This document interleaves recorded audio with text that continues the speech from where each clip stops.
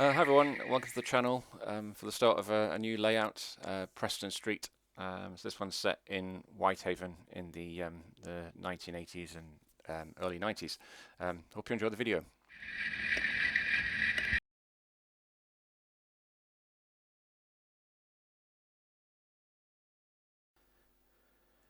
So for this latest layout, we're going back to Whitehaven in Cumbria on the sort of west coast.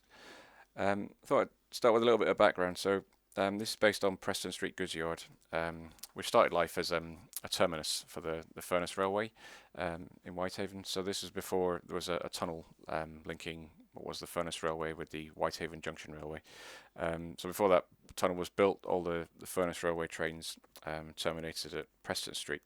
But shortly after that, maybe a couple of years, the tunnel was built to connect in the two railways, and there wasn't really a need for two passenger stations in Whitehaven. So they agreed that Branksea Station, which is the current Whitehaven station, would become the passenger, predominantly the passenger station, and Preston Street would be the goods yard, serving the local area.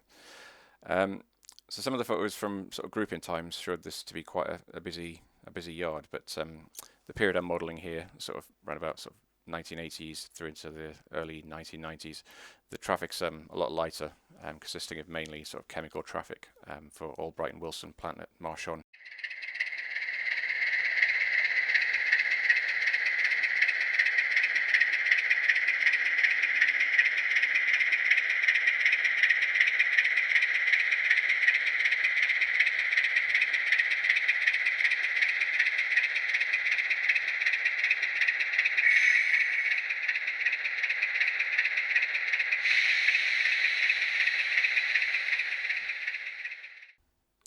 So Preston Street, as it was obviously quite a lot larger than the area I've got here. So as usual, I had to compromise on the area that I'm actually going to model. I've decided to model the area around the goods shed, but that does mean that I think I can get a decent length freight train onto the layout. But to transfer the wagons between the different tracks, I'm actually going to have to do that using the fiddle yard. So I've had a bit of a play test with this, well, a long play test with this, and yeah, I'm happy with this method of operation.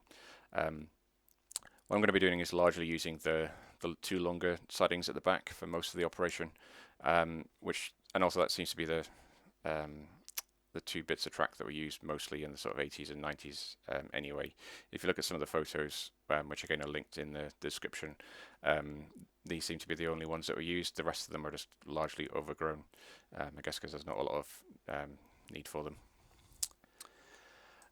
Around the track, I plan to include sort of racks of pallets, some concrete hard standing in front of the goods yard, which starts to look a little bit unkept as you get to the area between the two tracks. Along the back, there's going to be a stone wall, which then gives way to fencing, I think.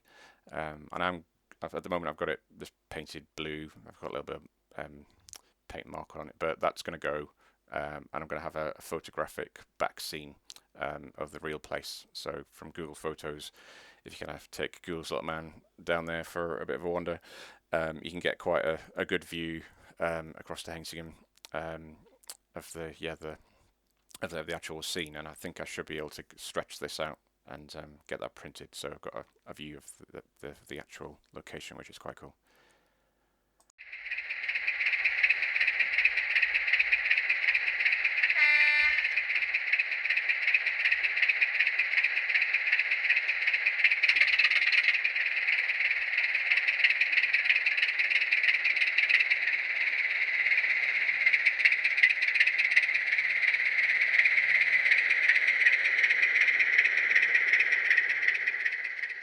The rolling stock I'll be using will be prototypical for the Cumbrian coastline in the 80s and 90s.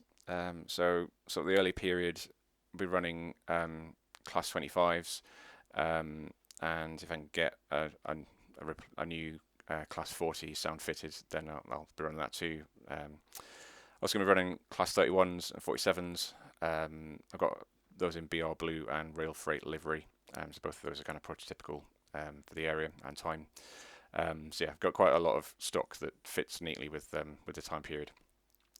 I think also around about in this time period there was a a Class 08 shunter that might make an appearance every now and then. But I think in sort of the later period that had gone because there was really a need for it.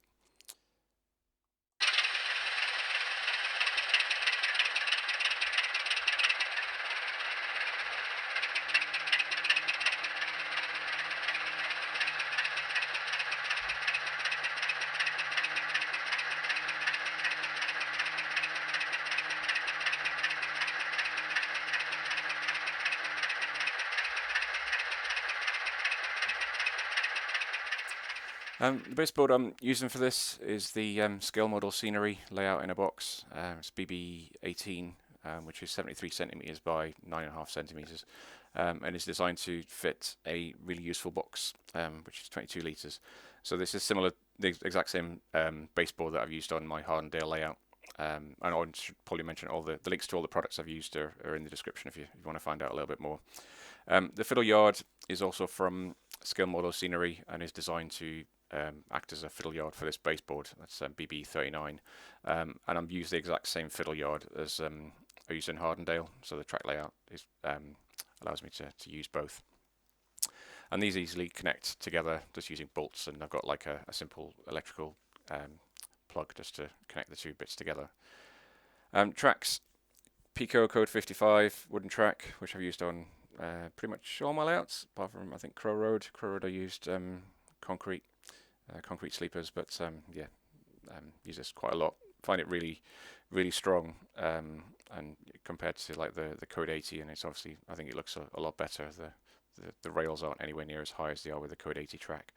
There is one point on the layout, that's a Pico short radius Electra Frog point, but that won't be getting a lot of use, as I'll discuss in a minute.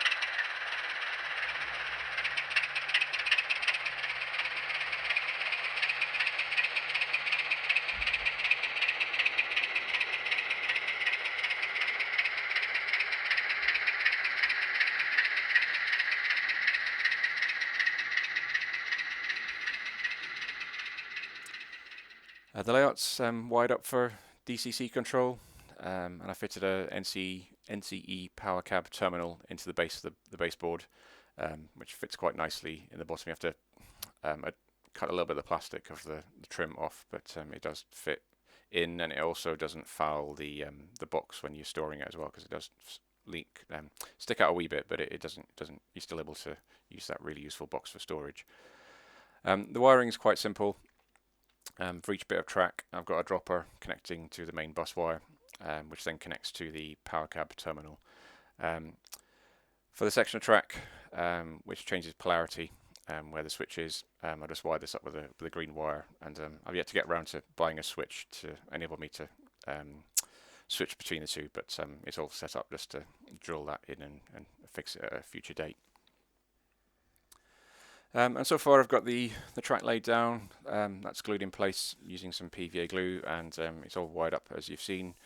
I've wired the track to give it a sort of rusty look using Humbrol enamel paint, and I've also given the area around the track a little bit of a coat of brown paint, just as a start really. That'll then get covered with a little bit of brown dirt, and then grass probably, apart from the hard standing area. Next to do will be adding some buffer stops before then ballasting the track, which hopefully this time won't take anywhere near as long as it did on St. Bees. There's not a massive area to do. It's nowhere near as cold as it was the last time I tried to do it. So yeah, hopefully that won't take too long. And yeah, that's where I'm up to. Quite excited about this one. Hope you enjoyed this latest video. If you did, please consider leaving a like and a comment, and yeah, I'll see you all next time.